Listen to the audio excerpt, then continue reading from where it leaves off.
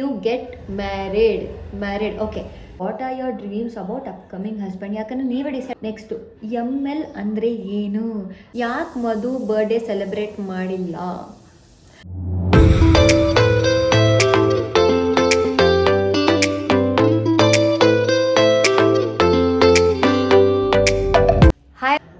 ನಮಸ್ಕಾರ, welcome back to my YouTube channel. So ಎಲ್ಲರೂ ಹೇಗಿದ್ದಾರೆ? ಸೂಪರ್ ಆಗಿದ್ದಾರೆ ಅಂದ್ಕೊಂಡಿದ್ದೀನಿ.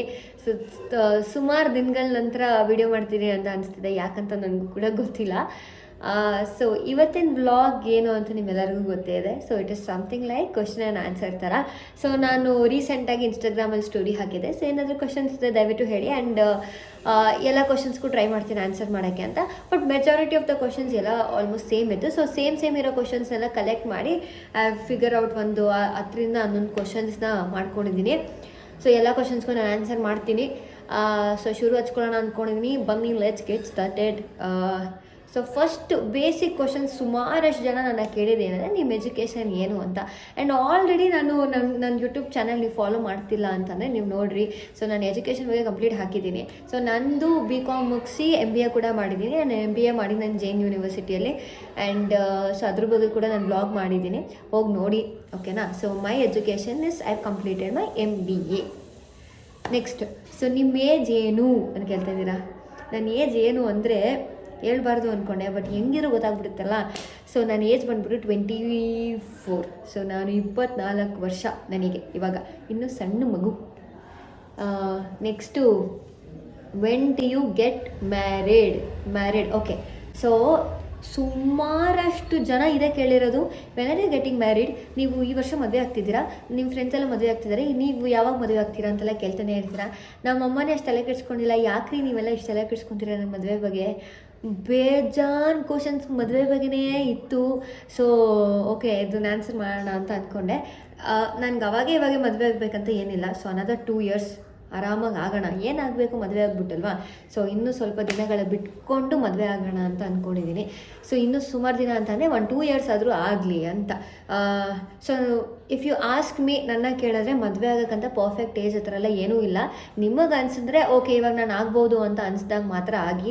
ದಯವಿಟ್ಟು ಯಾರು ಕೂಡ ಫೋರ್ಸಿಗೆ ಕೂಡ ಮದುವೆ ಆಗಿ, ಅಥವಾ ನನ್ನ ಫ್ರೆಂಡ್ಸ್ ಮದುವೆ ಆಗ್ತಿದ್ದಾರೆ, ಅಥವಾ ನಾವೇನೋ ಒಂದು ಸೋಷಿಯಲ್ ಮೀಡಿಯಾದಲ್ಲಿ ನೋಡಿಬಿಟ್ಟು ನಾನು ಕೂಡ ಇನ್ಫ್ಲುಯೆನ್ಸ್ ಆಗಿ ಮದುವೆ ಆಗಬೇಕು ಆ ಥರ ಎಲ್ಲ ಅಂದ್ಕೊಂಡೆಲ್ಲ ದಯವಿಟ್ಟು ಆಗೋಕ್ಕೆ ಹೋಗ್ಬೇಡಿ. ಬಿಕಾಸ್ ಅದೆಲ್ಲ ಒಂದು ಫ್ಯೂ ಡೇಸ್ ಅಷ್ಟೇ. ಆಫ್ಟರ್ ದ್ಯಾಟ್ ರಿಯಾಲಿಟಿನೇ ಬೇರೆ ಇರುತ್ತೆ. ಸೊ ನೀವು ರಿಯಾಲಿಟಿಗೆ ಪ್ರಿಪೇರ್ ಆಗಬೇಕು.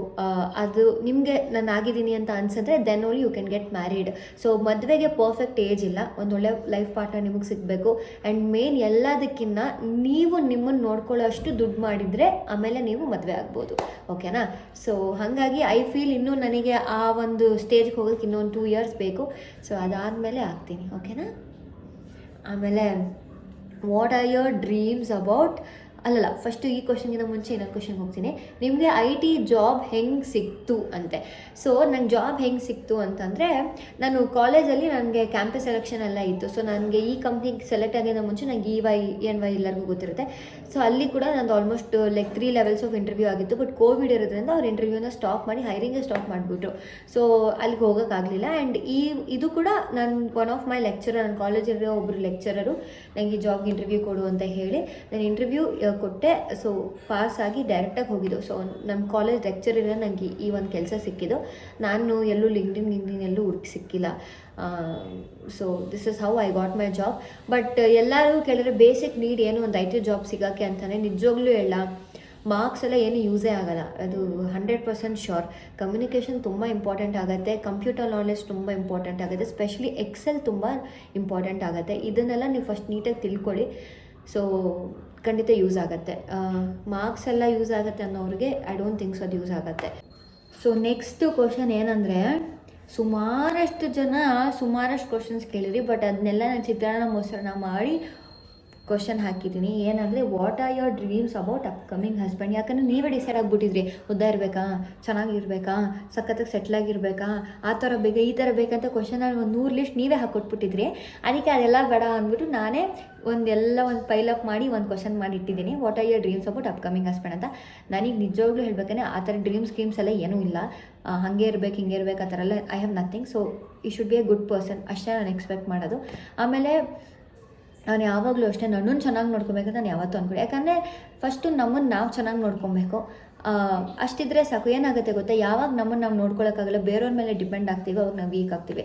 ಸೊ ಇದು ಫ್ಯೂಚರ್ ಪಾರ್ಟ್ನರ್ ಅಂತಲ್ಲ, ಯಾರೇ ನಿಮ್ಮ ಲೈಫಲ್ಲಿ ಸಿಕ್ಕಿದ್ರೂ ಕೂಡ ನೀವು ಅದನ್ನ ಅರ್ಥ ಮಾಡ್ಕೊಳ್ಳಿ, ಬೇರೆಯವ್ರು ನಮ್ಮನ್ನ ನೋಡ್ಕೊಬೇಕು ಅಂತ ಅಂದ್ಕೊಂಬಿಡಿ ದಯವಿಟ್ಟು. ಸೊ ನಿಮ್ಮನ್ನು ನೀವು ನೋಡ್ಕೊಳ್ಳಿ ಸಾಕು, ಓಕೆನಾ.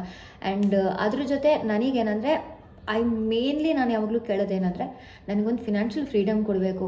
ಸೊ ನಾನು ಕಷ್ಟಪಟ್ಟು ದುಡಿತೀನಿ, ಅದಕ್ಕೆ ಸಪೋರ್ಟ್ ಮಾಡಿದ್ರೆ ಸಾಕು, ನನಗೆ ಇನ್ನೇನು ಎಕ್ಸ್ಪೆಕ್ಟೇಷನ್ಸ್ ಇಲ್ಲ. ಆಮೇಲೆ ನಮ್ಮಮ್ಮನ ನಿಜವಾಗ್ಲೂ ಚೆನ್ನಾಗಿ ನೋಡ್ಕೊಬೇಕು. ನಮ್ಮಮ್ಮ ನಾನು ಚೆನ್ನಾಗಿ ನೋಡ್ಕೊತೀನಿ, ಬಟ್ ಐ ಎಕ್ಸ್ಪೆಕ್ಟ್ ನಮ್ಮಮ್ಮನ ಅವರು ಚೆನ್ನಾಗಿ ನೋಡ್ಕೊಬೇಕು ಅಂತ ಅಷ್ಟೇ.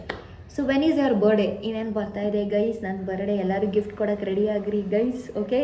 ಸೊ ನನ್ನ ಬರ್ಡೇ ಯಾವತ್ತಂದರೆ August 13th, ಓಕೆನಾ. ಇಸ್ವಿನೂ ಹೇಳ್ಬಿಡ್ತೀನಿ, ನಾನು ಏಜನ್ನು ರಿವೀಲ್ ಮಾಡಿಬಿಡ್ತೀನಿ. ಸೊ August 13, 1999 ಶುಕ್ರವಾರ ಸಂಜೆ ಹುಟ್ಟಿದ್ದು ನಾನು, ಗೊತ್ತಾಯ್ತಾ? ಸಾಕ, ಏನಾದರೂ ಇನ್ಫಾರ್ಮೇಷನ್ ಬೇಕಾ?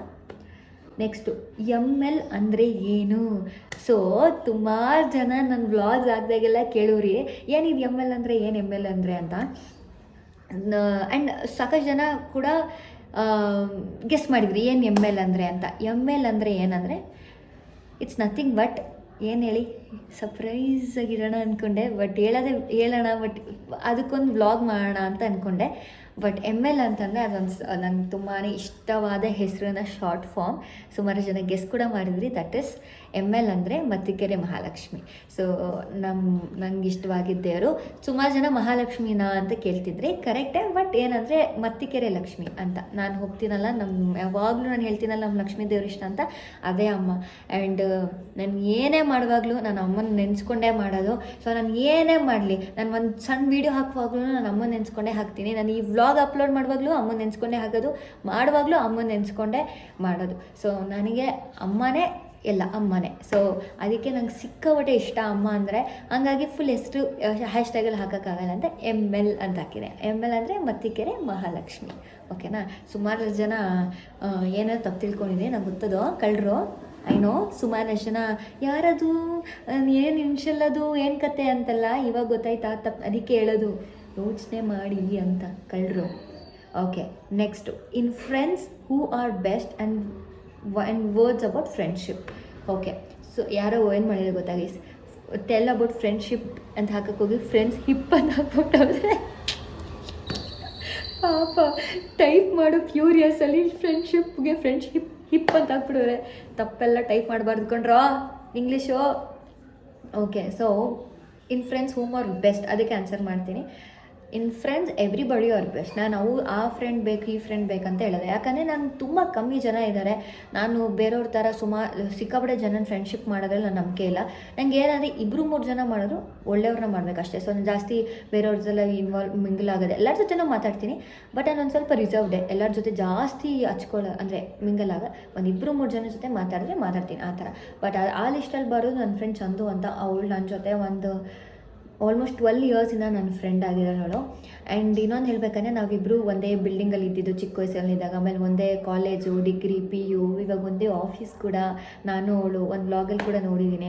ಆ್ಯಂಡ್ ಇನ್ನೊಂದು ಹೇಳಬೇಕಂದ್ರೆ, ನೀವು ಯಾರೂ ನಂಬಲ್ಲ, ನನ್ನ ಹತ್ರ ಫೋನ್ಪೇ ಇರಲಿಲ್ಲ ಗೈಸ್, ಆಯಿತಾ. ನಾನು ಅಕೌಂಟ್ ಏನೋ ಪ್ರಾಬ್ಲಮ್ ಆಗಿದೆ ಅಂತ ಫೋನ್ಪೇ ಇನ್ಸ್ಟಾಲ್ ಮಾಡ್ಕೊಳಕ್ಕೆ ಆಗ್ತಿರಲಿಲ್ಲ. ಸುಮಾರು 3 ವರ್ಷಗಳ ಕಾಲ ನನ್ನ ಫೋನ್ಪೇನ ನಾನು ಕಂಪ್ಲೀಟ್ ಅಮೌಂಟು ಅವಳ ಅಕೌಂಟಿಗೆ ಹಾಕ್ತಿದ್ದೆ. ಅವಳ ಅಕೌಂಟಲ್ಲಿ ಯಾವ್ದಾರು ಇವಾಗ ನಾನು ಸ್ವಲ್ಪ ಆಟೋಲ್ಲಿ ಹೋದರೆ ಸ್ಕ್ಯಾನ್ ಮಾಡಿ ಕಳಿಸೋ ಅಂದ ತಕ್ಷಣ ಅವಳು ಸ್ಕ್ಯಾನ್ ಮಾಡಿ ಕಳಿಸೋಳು. ಅಂದರೆ ಸ್ಕ್ಯಾನ್ ಕಳಿಸಿದ್ರೆ ಅಮೌಂಟ್ ಕಳಿಸೋಳು. ಸೊ ಇದೇ ಥರ ನಂದು ಕಂಪ್ಲೀಟ್ ನಾನು ದುಡಿಯೋ ದುಡ್ಡೆಲ್ಲ ಅವಳಿಗೆ ಹಾಕ್ತಿದ್ದಿದ್ದು. ₹1 ಯಾವತ್ತೂ ಹೆಚ್ಚು ಕಮ್ಮಿ ಮಾಡಿಲ್ಲ. ತುಂಬ ನಂಬಿಕೆಯಿಂದ ಯಾವಾಗಲೂ ನನ್ನ ದುಡ್ಡನ್ನ ಅವಳ ದುಡ್ಡು ಜೋಪಾನ ಮಾಡಿ ಇಟ್ಟಿರೋಳು. ದುಡ್ಡು ವಿಷಯದಲ್ಲಿ ಯಾರು ನಮ್ಮ ಜೊತೆ ಕರೆಕ್ಟಾಗಿರ್ತಾರಲ್ಲ, ಅವಾಗ ಅರ್ಥ ಮಾಡ್ಕೊಳ್ಳಿ they are your true friends ಅಂತ. ಅದು ಬಿಟ್ಟು ಆಬ್ವಿಯಸ್ಲಿ ನಂದು ಯೂಟ್ಯೂಬ್ ಸ್ಟಾರ್ಟ್ ಮಾಡಿರೋದಾಗಿರ್ಬೋದು, ಅಥವಾ ನಾನು ಹೇಳಿದೆ ಒಂದು ಎಮೋಷ್ನಲ್ ಸಪೋರ್ಟ್. ಆ ಇನಿಷಿಯಲ್ ಡೇಸಲ್ಲಿ ಮಧು ನನ್ನ ಜೊತೆ ಡೆಫಿನೆಟ್ಲಿ ಇದ್ಲು. ಸೊ ಅವಳ ಬಗ್ಗೆ ನಾನು ಹೇಳಲೇಬೇಕು. ಸೊ ಅವಳು ಕೂಡ ಅಷ್ಟೇ. So anything is there, she'll always be there. ಆವಾಗ ಅವಳು ಸುಮಾರಷ್ಟು ಯೂಟ್ಯೂಬ್ದಾಗಿ ಪ್ರತಿಯೊಂದು ಕೂಡ she was there with me. So she is one of my best friend. ಅದು ಬಿಟ್ಟು ಇವಾಗ ಆ್ಯಂಡ್ ಫ್ರೆಂಡ್ಸ್ ಅಲ್ಲ, like a sister, Rashmika is very close to me. So ಅಷ್ಟೇ, ನಂಗೆ ಸುಮಾರಷ್ಟು ಜನ ಫ್ರೆಂಡ್ಸ್ ಇಲ್ಲ. ಇವಾಗೂ ಏನು ಹೇಳ್ತಲ್ವಾ, ಏನೇ ಆಗಲಿ I will definitely remember them. ಒಂದು ಚಂದು, ಇನ್ನೊಂದು ಮಧು, ರಶ್ಮಿಕಾ, ಇಷ್ಟೇ ಜನ. ಇನ್ಯಾರೂ ನನ್ನ ಜಾಸ್ತಿ ಫ್ರೆಂಡ್ಸ್ ಇಲ್ಲ. ಸೊ ಎಲ್ಲರೂ ಬೆಸ್ಟೇ. ಆ್ಯಂಡ್ ನೆಕ್ಸ್ಟ್ ಕ್ವಶನ್ ಏನು ಕೇಳಿದ್ದು ಅಂದರೆ, ನನಗೆ ಯಾಕೆ ಮಧು ಬರ್ಡೇ ಸೆಲೆಬ್ರೇಟ್ ಮಾಡಿಲ್ಲ? ಎಷ್ಟೊಂದು ಜನ ಕ್ವಶನ್ನ ಕೇಳಿದ್ರಿ. So to be very honest, ಹೌದು, ಲೈಕ್ ಜಾಸ್ತಿ ಹೋಗೋಕ್ಕಾಗಲಿಲ್ಲ ಅಲ್ಲಿಗೆ, ಅಥವಾ ನಾನು ಜಾಸ್ತಿ ಮೀಟ್ ಮಾಡೋಕ್ಕಾಗಿಲ್ಲ. ಮಲ್ಟಿಪಲ್ ರೀಸನ್ಸ್ ಇರ್ಬೋದು, ಬಟ್ ನಂಗೆ ಅವಳ ಬರ್ಡೇಗೆ ಹೋಗಲೇಬೇಕಿತ್ತು. ಸೊ ಅವಳ ಬರ್ಡೇ ನನಗೆ it was also very special day for me. So ನಾನು ಎಲ್ಲರೂ ತಪ್ಪು ತಿಳ್ಕೊಂಡಿದ್ದೀರಾ. ನಾನು ಅವಳ ಬರ್ಡೇ ಮಾಡಿಲ್ಲ, ಮೀಟ್ ಮಾಡಿಲ್ಲ ಅಂತ. ನಾವಿಬ್ಬರು ಬರ್ಡೇ ಸೆಲೆಬ್ರೇಟ್ ಮಾಡಿದ್ದೀವಿ, ಆದರೆ ನಾನು ಜೋರಾಗಿ ಮಾಡೋಕ್ಕಾಗಲಿಲ್ಲ ಈ ಸತಿ. ಸುಮಾರಷ್ಟು ರೀಸನ್ಸ್ ಇತ್ತು. ಬಟ್ ನಾನು ಅವ್ರ ಮನೆಗೆ ಹೋಗಿ ಅವಳಿಗೆ ಕೇಕ್ ಕಟ್ ಮಾಡಿಸಿ, ಅವಳಿಗೆ ವಿಶ್ ಮಾಡಿ, ಅವಳ ಜೊತೆ ಮಾತಾಡಿಕೊಂಡು ಬಂದಿದ್ದೆ. ಪಿಕ್ಚರ್ ಬೇಕಾದ್ರೆ ಇಲ್ಲಿ ಹಾಕ್ತೀನಿ ಸೈಡಲ್ಲಿ. ಲೈಕ್ ನಾವು ಇಬ್ಬರು ಅವತ್ತು ಬರ್ಡೇ ದಿನ ಅವಳ ಬರ್ಡೇ ಸೆಲೆಬ್ರೇಟ್ ಮಾಡಿದಾಗ ತೊಗೊಂಡಿದ್ದು ಪಿಕ್ಚರು.